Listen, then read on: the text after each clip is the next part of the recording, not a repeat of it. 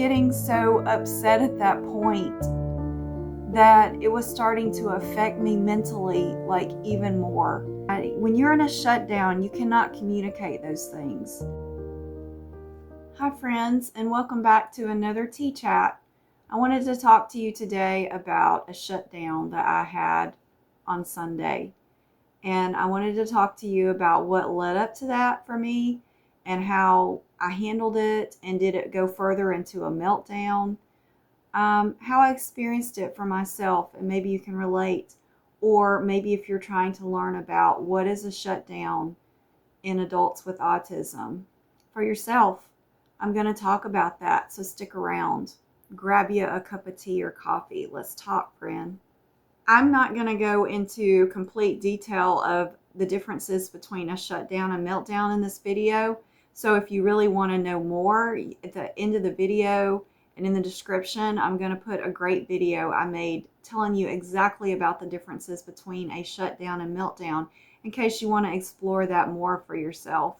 It's beginning to get cold outside. It is officially fall, of course. My son has done some wonderful decorating out on the front porch, and I'll share that. He is the one that takes the initiative around here to decorate. I just don't do it much anymore, and I don't have a desire to do it. And I'm really sorry if my voice is monotone today. I had a rough day at work yesterday, emotional roller coaster on the tail end of what happened over the weekend. And there's not much masking. I'm not masking for you today. And that's showing love more than anything. That if I can be myself right now for you, that's showing love. Not putting a fake smile on if I don't feel like I'm able to do it. Still wanting to share with you in the good and the ups and downs of life, so you can see the reality of life behind autism and how it affects this adult. I'm going to talk to you about my experience with a shutdown over the weekend. You see, I don't really experience those so much anymore. It depends on mainly what's going on in my life. Like if there's something that's stressful going on, a series of stressful events, it can be anything like that. So I took one of my grandkids with me to my mom's house for the weekend. And when I got there, I realized that one of my grandkids, something that I had to deal with their scalp. It was a condition I had to go and buy treatment for. I had already dealt with that condition before, like a week ago. And so when it arose again, I already was on edge about it. And then got all the way to my mom's house and realized that it still had to be dealt with again. And that it was going to take time away from my mom, time away from family, because I'm dealing with a situation that has to be dealt with. And my emotions are overwhelmed at that point, not wanting to deal with it, but having no choice. I didn't have a choice. I had to take care of it. So I went and bought the necessary treatment, and it cost me a lot of money out of my pocket. And it really affected the money that I had. So that was stressful because it was making me more broke, right? So I bought the treatment. I gave my grandchild the treatment to their hair. And there I am there to visit my mom. So it didn't go as I expected with that extra. I made the best of it at that point, was able to recover my emotions for a while, and things got back in order, and my grandchild was okay. We started having a good time painting pumpkins. We made some banana bread, which was, what I call the little moments that are special to remember, enough that I filmed them.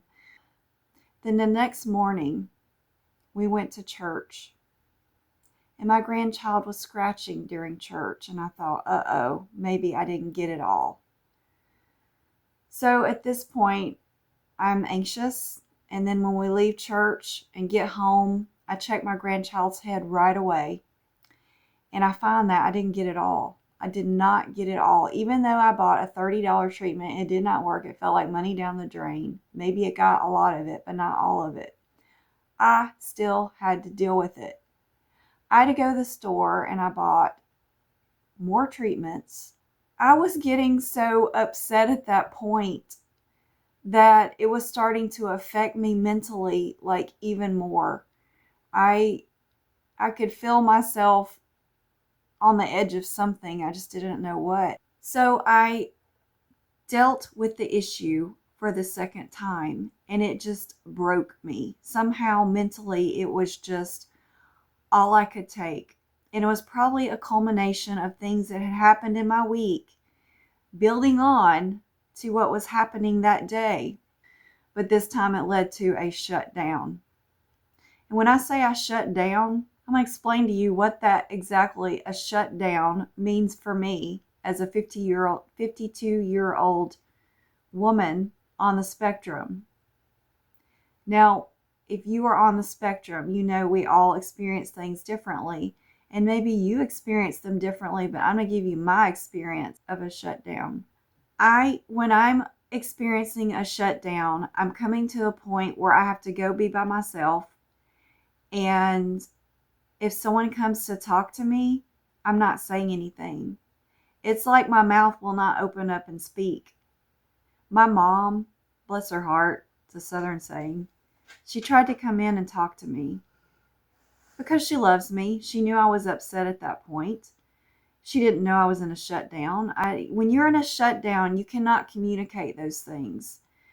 Nobody sees fully on the inside what you're experiencing. They only see on the outside. And what a shutdown is your emotions on the inside building up and exploding inside to where you react on the inside mostly. And to the outside, they don't see anything.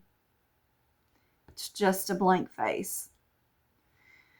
So I was in a shutdown and my mom was talking to me. And I just opened my mouth briefly to tell her I wanted to be by myself.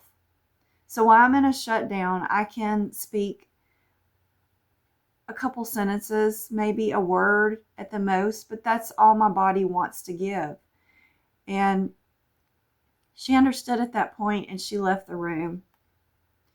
So I'm just there processing my emotions, what all has been going on, why am I feeling that way, and how I just don't want to speak to anybody. I want to be left alone and I'm upset. I'm not to the point of crying or there's nothing on the outside that anybody would see. A shutdown is just you are shutting down. You are shutting down. You're there on the inside, but the outside looks like it's vacant, void, and not active. So I realized I was in a shutdown because my husband came into the room also and sat on the bed, and I wasn't saying anything, and he just pat me on the back. He knows that something's off with me, and I'm not communicating that to him. I'm not telling him, and he's talking, and I'm not even hearing anything he's saying because I'm in my own mind right now at the moment. And so at the very end of it, I told him, I said, I was in shutdown mode. And then he just starts patting my back and just, he understands. He knows at that point what a shutdown is for me. He didn't know when he came in the room I was in a shutdown because I didn't communicate words to him. It was just, I was trying to keep myself from hitting a meltdown at that point by shutting down, preventing myself from anything else that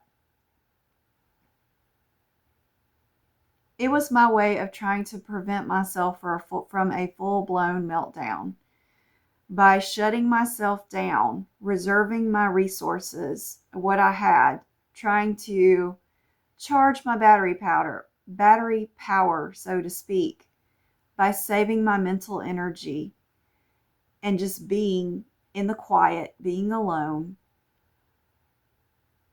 is what I had to do. So after about 40 minutes of me shutting down, I was able to be recharged enough to go and take care of the rest of the situation. And I don't feel the need anymore to apologize to people when I have a shutdown or meltdown, because it's not something I can help. And therefore, I don't feel the need to apologize. People love me, people understand, and that's all they need to know. So, got the rest of the trip done, and we were headed home, and I just was still kind of recuperating. You know, if any event else would have happened, it probably would have took me into a meltdown. But luckily nothing else happened, and I was trying my best to focus on the positive things.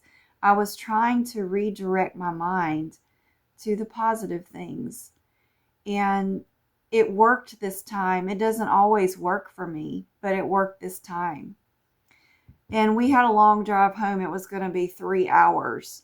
So I stopped at the Dollar Tree, and my grandchild was in the back seat, like fiddling with some things, and I was like, this is not going to work. So we pulled over to a Dollar Tree, and I went in and got my grandchild a fidget toy.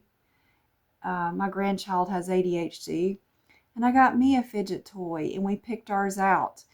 And I stemmed a little bit in the car. Doesn't even bother me anymore to stem in front of my husband or family. I stem to regulate my emotions. So when we were in the Dollar Tree and we were buying these and we were checking out, I was trying to be friendly to the girl at checkout, and she said something to me, and I responded, right? Because that's the friendly thing to do. And then as we were leaving and going out the door, my granddaughter says, "You're not much for conversation. You didn't say anything." And I thought I had been friendly, and I thought I had said a couple things to her. And to me, I came across as being friendly.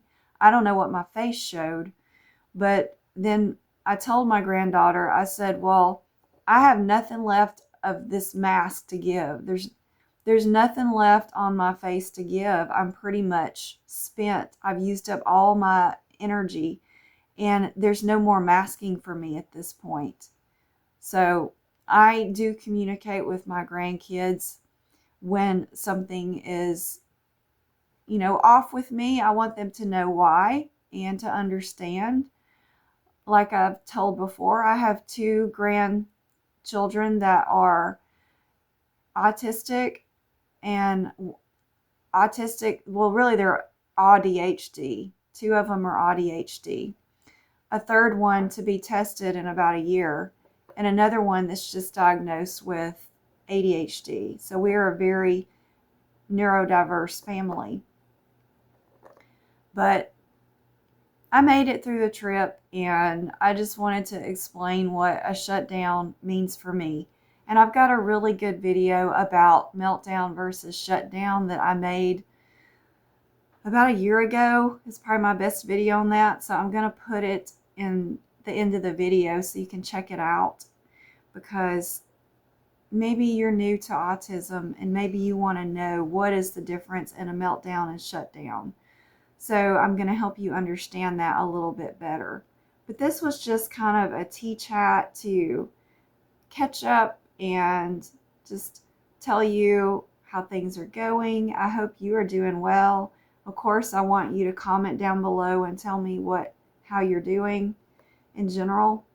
And thank you so much for being a part of this channel.